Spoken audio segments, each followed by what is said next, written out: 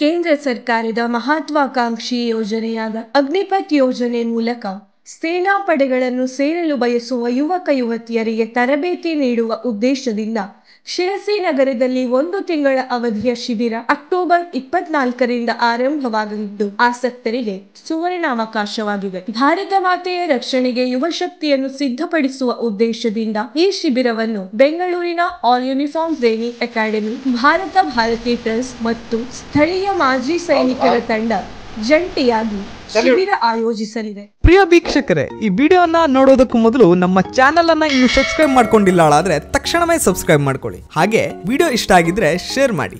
ಭಾರತದಲ್ಲಿ ಹುಟ್ಟೋದೇ ಒಂದು ದೊಡ್ಡ ಪುಣ್ಯ. ಆ ಭಾರತ ಮಾತೆ ಸೇವೆ ಮಾಡಲಿಕ್ಕೆ ಅವಕಾಶ ಸಿಗೋದು ಬಹಳ ದುರ್ಲಭವಾದಂಥ ವಿಚಾರ. ಅದರೊಳಗೂ ಯೂನಿಫಾರ್ಮ್ ಹಾಕ್ಕೊಂಡು ಸರ್ವಿಸ್ ಮಾಡುವಂಥ ಒಂದು ಸೌಭಾಗ್ಯ ಎಲ್ರಿಗೂ ಸಿಗೋದಿಲ್ಲ.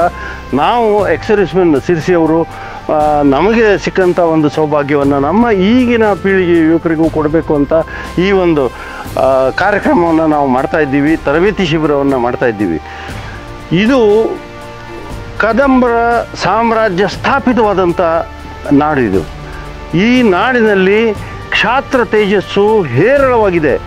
ಈ ಕ್ಷಾತ್ರ ತೇಜಸ್ಸನ್ನು ನಮ್ಮ ಈಗಿನ ಪೀಳಿಗೆ ಯುವಕರು ಕಂಡುಕೊಳ್ಬೇಕು, ಅವರಿಗೆ ನಾವು ಒತ್ತು ಕೊಡಬೇಕು ಅಂತ ಈ ಒಂದು ತರಬೇತಿ ಶಿಬಿರವನ್ನು ಮಾಡ್ತಾಯಿದ್ದೀವಿ. ಅಗ್ನಿವೀರ್ ಅನ್ನೋದು ಒಂದು ಅತ್ಯುತ್ತಮವಾದಂಥ ಒಂದು ಅವಕಾಶ. ಅದು ಯುವತಿಯರಿಗೆ ಮತ್ತು ಯುವಕರಿಗೆ ದೇಶದಲ್ಲಿ ಸೇವೆ ಮಾಡಲಿಕ್ಕೆ, ಆರ್ಮಿ, ಏರ್ಫೋರ್ಸ್, ನೇವಿ, ಪ್ಯಾರಾಮಿಲಿಟರಿ ಫೋರ್ಸಸ್ನಲ್ಲಿ ಸೇವೆ ಮಾಡಲಿಕ್ಕೆ ಒಂದು ಸುವರ್ಣ ಅವಕಾಶ ಇದು. ಈ ಸುವರ್ಣ ಅವಕಾಶದಲ್ಲಿ ಯಶಸ್ವಿಯಾಗಿ ನಮ್ಮ ಹುಡುಗಿಯರು ಹೊರಬರಬೇಕು ಅನ್ನೋಂಥ ಒಂದು ಸದುದ್ದೇಶದಿಂದ ನಾವು ಈ ಒಂದು ಕಾರ್ಯಕ್ರಮವನ್ನು ಮಾಡ್ತಾಯಿದ್ದೀವಿ.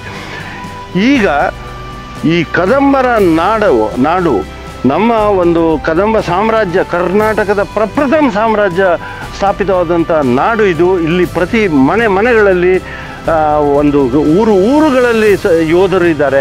ಆ ಯೋಧರನ್ನು ನಾವು ಕಂಡುಹಿಡಿಬೇಕು, ಅವರಲ್ಲಿರುವಂಥ ಯೋಧತ್ವಕ್ಕೆ ನಾವು ಇಂಬು ಕೊಡಬೇಕು ಅನ್ನೋವಂಥ ಒಂದು ದೃಷ್ಟಿಯಿಂದ ನಮ್ಮ ಎಕ್ಸ್-ಸರ್ವಿಸ್ಮೆನ್ ಬಳಗ ಸಿರ್ಸಿಯಲ್ಲಿರುವಂಥದ್ದು.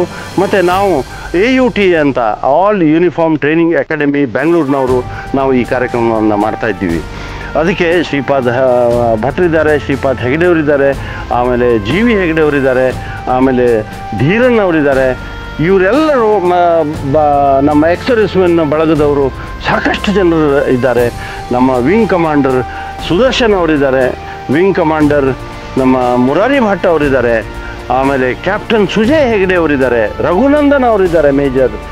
ಎಲ್ಲರ ಒಂದು ಸಹಯೋಗದಿಂದ, ಒಂದು ಸಹಕಾರದಿಂದ, ಒಂದು ಮಾರ್ಗದರ್ಶನದಲ್ಲಿ ಈ ಒಂದು ಕಾರ್ಯಕ್ರಮ ನಡೀತಾ ಇದೆ.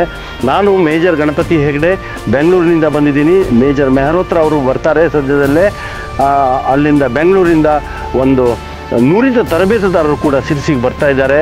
ಅವರು 1 ತಿಂಗಳ ಕ್ಯಾಂಪ್ ಸಿರ್ಸಿಯಲ್ಲೇ ಮಾಡಿ ನಮಗೆ ಈ ಭಾಗದಲ್ಲಿರುವಂಥ ಎಲ್ಲ ಕಾಲೇಜುಗಳು, ಎಲ್ಲ ಶಾಲೆಗಳು ನಮಗೆ ತುಂಬಾ ಪ್ರೋತ್ಸಾಹವನ್ನು ಕೊಟ್ಟಿದ್ದಾರೆ.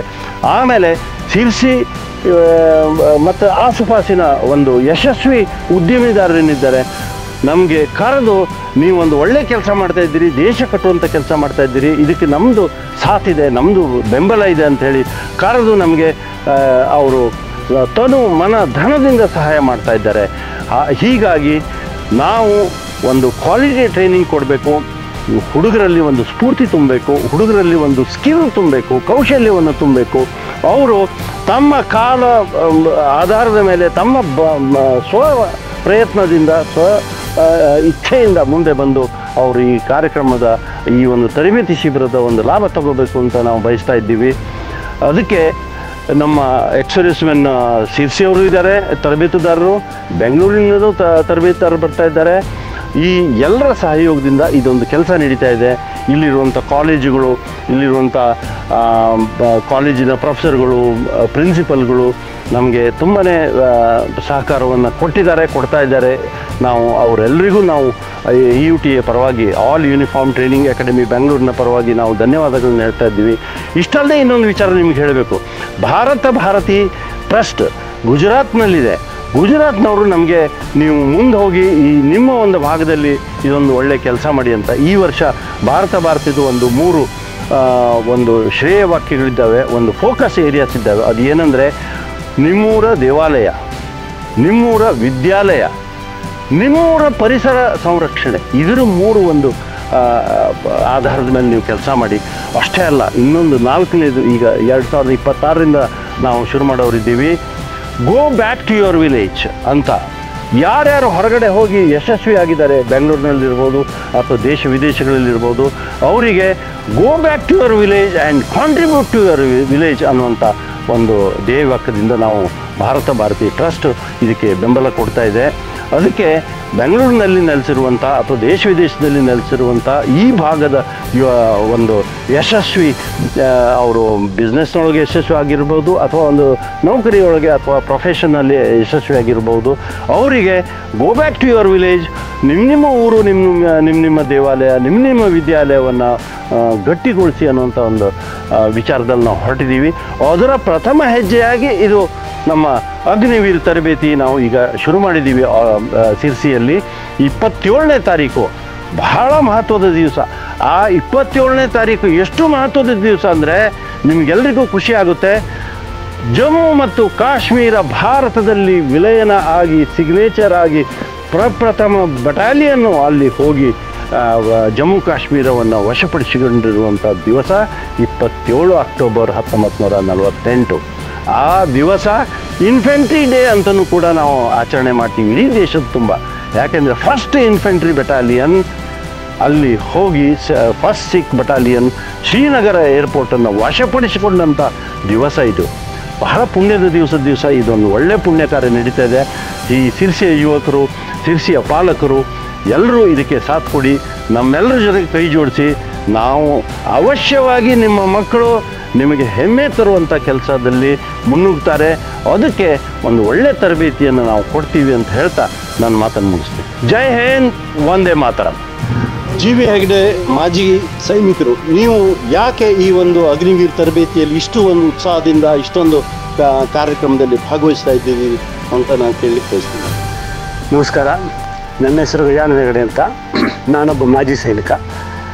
ಸುಮಾರು ಒಂದು 19 ವರ್ಷಗಳ ಕಾಲ ಸೇವೆಯಲ್ಲಿ ಇರಬೇಕಾದ್ರೆ ಪ್ರಧಾನಮಂತ್ರಿಗಳ ಒಂದು ಬ್ಲ್ಯಾಕ್ ಕ್ಯಾಟ್ ಕಮಾಂಡೋ ಅನ್ನುವಂಥ NSGಲಿ ಸೇವೆ ಸಲ್ಲಿಸಿದ್ದೆ ಒಂದು 3 ವರ್ಷಗಳ ಕಾಲ. ಅವು ನಿವೃತ್ತನಾದ ನಂತರ ಇಲ್ಲಿ ನನ್ನ ಒಂದು ಉದ್ಯೋಗಕ್ಕಾಗಿ, ಉದ್ಯೋಗಕ್ಕಾಗಿ ಶಿವಶಕ್ತಿ ಸೆಕ್ಯೂರಿಟಿ ಏಜೆನ್ಸಿ ಹೆಸರಿನಲ್ಲಿ ಹಲವಾರು ಜಿಲ್ಲೆಗಳಲ್ಲಿ ಒಂದು ಸೇವೆಯನ್ನು ಸಲ್ಲಿಸ್ತಾ ಇದ್ದೀನಿ. ನನಗೆ ಯಾವಾಗಲೂ ಒಂದು ಆಸೆ ಇತ್ತು, ನಾನು ಹೇಗೆ ಸೈನ್ಯಕ್ಕೆ ಸೇರಿದ್ನೋ ಅದೇ ಥರ ನನ್ನವರು ಕೆಲವರನ್ನ ಸೈನ್ಯಕ್ಕೆ ಸೇರಿಸಬೇಕು ಅಂತ. ಆದರೆ ನಮಗೆ ಯಾವಾಗಲೂ ಅಲ್ಲಿ ಯಾವಾಗ ಮಾಹಿತಿ ಇರಲಿಲ್ಲ. ನಮಗೆ ಸೇರಬೇಕಾದ್ರೆ ಯಾರೂ ಮಾಹಿತಿ ಕೊಟ್ಟಿರಲಿಲ್ಲ, ತರಬೇತಿ ಕೊಟ್ಟಿರಲಿಲ್ಲ, ಏನೂ ಇಲ್ಲ. ನಾವು ಅಲ್ಲಿ ನೋಡಿಕೊಂಡು ಯಾರದ್ದು ಮಾತು ಕೇಳ್ಕೊಂಡು ಹುಡುಕ್ತಾ ಇದ್ವಿ ಅಂತ ಒಂದು ಅವಕಾಶಕ್ಕೆ ಹೋದ್ವಿ. ಆದರೆ ನನ್ನಂತೆ ಉಳಿದವರಿಗೆ ಆಗಬಾರ್ದು, ನನ್ನಿಂದ ಏನಾದರೂ ಒಂದು ಸಹಾಯ ಆಗಬೇಕು ಅಂತ ಹೇಳಿ 2006ರಲ್ಲಿ 2009ರವರೆಗೆ ನಾನೇ ಒಂದು ತರಬೇತಿಯನ್ನು ಇಲ್ಲಿದ್ದ ಯುವಕರಿಗೆ ಕೊಟ್ಟೆ. ಸುಮಾರು 40 ಮಕ್ಕಳಿಗೆ ನಾನು ಸೈನ್ಯಕ್ಕೆ ಸೇರ್ಲಿಕ್ಕೆ ಸಹಾಯ ಮಾಡಿಕೊಟ್ಟು ಅವರಿಗೆ ದೈಹಿಕ ಹಾಗೂ ರಿಟರ್ನ್ ಟೆಸ್ಟ್ ಎಲ್ಲದಕ್ಕೂ ಸಹಾಯ ಮಾಡಿ ಅವರು ಇವಾಗ ಸರ್ವೀಸ್ನಲ್ಲಿದ್ದಾರೆ. 1-2 ಜನ ಈಗ ರಿಟೈರ್ಡು ಆಗಿದ್ದಾರೆ. ಇದೊಂದು ಹೆಮ್ಮೆಯ ವಿಷಯ. ಆದರೆ ಆನಂತರ ನಾನು ಕೆಲವು ಕಾರ್ಯಗಳಿಂದಾಗಿ ನಾನು ಬಿಸ್ನೆಸ್ನಲ್ಲಿ ಭಾಳ ಬ್ಯುಸಿಯಾಗಿರೋದ್ರಿಂದ ಮುಂದೆ ಆ ಕೆಲಸವನ್ನು ಮುಂದುವರ್ಸೋಕ್ಕಾಗಿಲ್ಲ. ಈಗ ಮತ್ತು ಅಗ್ನಿವೀರ್ ಬಂದ ನಂತರ ಅವು ಮತ್ತೊಂದು ಸರಿ ನಮಗೆ ಆಸೆ ಆಗ್ತದೆ, ಈ ಅಗ್ನಿವೀರ್ ಬಗ್ಗೆ ಎಲ್ಲ ಶಾಲಾ ಕಾಲೇಜುಗಳಲ್ಲೂ ತಿಳಿಸ್ಬೇಕು, ಇನ್ನಷ್ಟು ಯುವಕರನ್ನು ಇದಕ್ಕೆ ಸೇರಿಸಬೇಕು ಅಂತ. ಅದಕ್ಕೆ ಕೆಲವು ಕಾರ್ಯಗಳನ್ನು ಮಾಡಿದ್ದೀವಿ. ಈ ಸಂದರ್ಭದಲ್ಲಿ ನಮಗೆ ಮೇಜರ್ ಗಣಪತಿ ಹೆಗಡೆಯವರು ಸುಮಾರು 10-15 ವರ್ಷದ ಪರಿಚಯ, ಅವ್ರದ್ದೊಂದು ಸಪೋರ್ಟ್ ಸಿಕ್ತು. ನಾವು ನಮ್ಮೂರಿನಲ್ಲಿ ಒಂದು ಈ ಥರ ಒಂದು ಕಾರ್ಯಕ್ರಮವನ್ನು ಮಾಡೋಣ ತರಬೇತಿಯನ್ನು ಅಂಥೇಳಿ ಅವ್ರನ್ನ ಕೇಳ್ಕೊಂಡಾಗ ಅವರು ಭಾಳ ಖುಷಿ ಆಗ್ಕೊಂಡ್ರು. ಯಾಕೆಂದರೆ ಅವರು ಇಲ್ಲಿಯವರೇ, ಸರಿ ನಮ್ಮೂರಲ್ಲಿ ಮಾಡೋದು ಭಾಳ ಒಳ್ಳೆಯದು, ನಾವು ಮಾಡುವ ಒಂದಷ್ಟು ಅವಕಾಶವನ್ನು ಕೊಡುವ ಅಂತೇಳಿ ಅದಕ್ಕೆ ಅವರು ಭಾರತಿ ಟ್ರಸ್ಟ್ನಲ್ಲಿ ಒಂದು ವಿಷಯವನ್ನು ಪ್ರಸ್ತಾಪನೆ ಮಾಡಿ ಅವರಿಂದ ಒಪ್ಪಿಗೆ ತೊಗೊಂಡು ಬೆಂಗಳೂರಿನಿಂದ ಮೇಜರ್ ಮೇರೋತ್ರ ಅವರು ಒಪ್ಪಿಗೆ ಕೊಟ್ಟು ಅವರು ಬರ್ತಾಯಿದ್ದಾರೆ. ಒಂದು ತಿಂಗಳ ಕಾರ್ಯಕ್ರಮವನ್ನು ನೆರವೇರಿಸೋದ್ರ ಬಗ್ಗೆ ಇದು ಅವರು ಈಗಾಗಲೇ ಹೇಳಿದ್ದಾರೆ.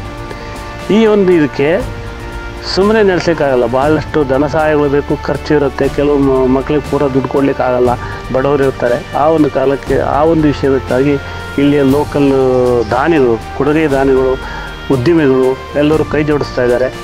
ಈಗಾಗಲೇ ಕೆಲ್ಲ ಸುಜುಕಿ ದೇವರಾಜ್ ಅವರು ತಮ್ಮ ಧಾರಾಳತನದಿಂದ ಕೊಡುಗೆಯನ್ನು ನೀಡಿದ್ದಾರೆ. ಹಾಗೂ ಇಂಡಸ್ಟ್ರಿಯಲಿಸ್ಟ್ ಸತೀಶ್ ಹೆಗಡೆಯವರು ತಮ್ಮ ದಾನವನ್ನು ಮಾಡಿದ್ದಾರೆ. ಅದೇ ರೀತಿ ಕ್ಯಾಪ್ಟನ್ ಸುಜಯ್ ಹೆಗಡೆಯವರು, ಇನ್ನೂ ಹಲವಾರನ್ನು ನಾವು ಭೇಟಿಯಾಗಿದ್ದೀವಿ. ಸದ್ಯದಲ್ಲೇ ಅದರೊಳಗೆ ಮಾಡ್ತೀವಿ ಅನ್ನೋಂಥ ಆಶ್ವಾಸನೆಯನ್ನು ಕೊಟ್ಟಿದ್ದಾರೆ. ಹಾಗೂ ಇನ್ನೂ ಕೆಲವರು ನಾವು ಸದ್ಯದಲ್ಲೇ ಭೇಟಿಯಾಗಲಿದ್ದೇವೆ. ನಮ್ಮೆಲ್ಲರ ಉದ್ದೇಶ ಇಲ್ಲಿಯ ಯುವಕ ಯುವತಿಯರಿಗೆ ಒಂದು ಒಳ್ಳೆಯ ತರಬೇತಿಯನ್ನು ಕೊಟ್ಟು ನಮ್ಮೂರಿಂದ ಭಾಳಷ್ಟು ಜನರನ್ನು ಅಗ್ನಿವೀರ್ ಮೂಲಕ ಸೈನ್ಯಕ್ಕೆ ಭರ್ತಿ ಮಾಡಬೇಕು, ಆ ಮೂಲಕ ಒಂದು ದೇಶ ಸೇವೆಯನ್ನು ಮಾಡಬೇಕು, ನಮಗೇನು ಅವಕಾಶ ಸಿಗ್ತದೆ ಅದೇ ಥರ ನಮ್ಮಲ್ಲಿ ಜನರಿಗೂ ಸಹ ಸಿಗಬೇಕು ಅನ್ನುವಂಥ ಒಂದು ಮುಖ್ಯ ಉದ್ದೇಶವನ್ನು ಇಟ್ಕೊಂಡಿದ್ದೀವಿ. ಇದಕ್ಕೆ ತಮ್ಮೆಲ್ಲರ ಸಹಕಾರವನ್ನು ಕೊಡ್ತಾ ಇದ್ದೀವಿ. ಈ ಮಾತು ಮುಗಿಸ್ತಾ ಇದ್ದೀವಿ. ಜೈ ಹಿಂದ್. ಇವರು ಸೆಂಟ್ರಲ್ನಲ್ಲೂ ಕೂಡ ಬಹಳ ಒಂದು 29 ವರ್ಷಗಳ ಕಾಲ ಸೇವೆ ಸಲ್ಲಿಸಿ ಈಗ ನಿವೃತ್ತಿ ಹೊಂದಿದ್ದಾರೆ. ಬಹಳ ಒಂದು ಉತ್ಸಾಹದಿಂದ ಅವರು ತಮ್ಮ ಒಂದು ಏರ್ಫೋರ್ಸ್ನ ದಿವಸಗಳಲ್ಲಿ ಎಷ್ಟು ಉತ್ಸಾಹ ಇತ್ತೋ ಆ ಉತ್ಸಾಹವನ್ನು ಮರಳಿ ತಗೊಂಡು ಬಂದು ನಮ್ಮ ಈ ಅಗ್ನಿವೀರ್ ತರಬೇತಿ ನಮ್ಮೂರು ಹುಡುಗರಿಗೆ ಸಿಗಬೇಕು, ನಮ್ಮೂರು ಹುಡುಗಿಯರಿಗೆ ಸಿಗಬೇಕು ಅನ್ನೋಂಥ ಒಂದು ದೃಷ್ಟಿಯಿಂದ ಕೆಲಸಕ್ಕೆ ಬಂದಿದ್ದಾರೆ. ಅವರು ನಿಜವಾಗಿಯೂ ಒಳ್ಳೆ ಕಾಂಟ್ರಿಬ್ಯೂಟ್ ಮಾಡ್ತಾ ಇದ್ದಾರೆ. ನಿಮಗೆ ಹೇಗೆ ಪ್ರೇರಣೆ ಬಂತು ಈ ಅಗ್ನಿವೀರ್ ತರಬೇತಿಯನ್ನು ಹುಡುಗರಿಗೆ ಕೊಡ್ಬೋದು ಅಂತ? ನನಗೆ ಆ್ಯಕ್ಚುಲಿ ಈ ಅಗ್ನಿವೀರ್ ಸ್ಕೀಮ್ ಬಂದಾಗ ಸ್ವಲ್ಪ ಅಪ್ರೆನ್ಷನ್ಸ್ ಇತ್ತು. ಏನು ಕೇಳಿದ್ರೆ 4 ವರ್ಷಕ್ಕೂ ವಾಪಸ್ ಬಂದರೆ ಯಾಕೆ ಅಂತಂದರೆ ಮೀಡಿಯಾಗಳಲ್ಲೂ ಅದ್ರ ವಿರುದ್ಧ ಬರ್ತಾ ಇರ್ತಿತ್ತು.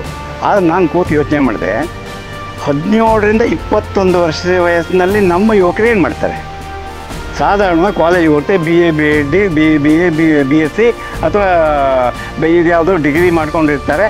ಅವರಿಗೆ ಯಾವುದೇ ರೀತಿಯಾಗಿ 90% ಜನರಿಗೆ ನೌಕರಿ ಸರಿಯಾಗಿ ಸಿಗೋದಿಲ್ಲ. ನಂಬರ್ 1.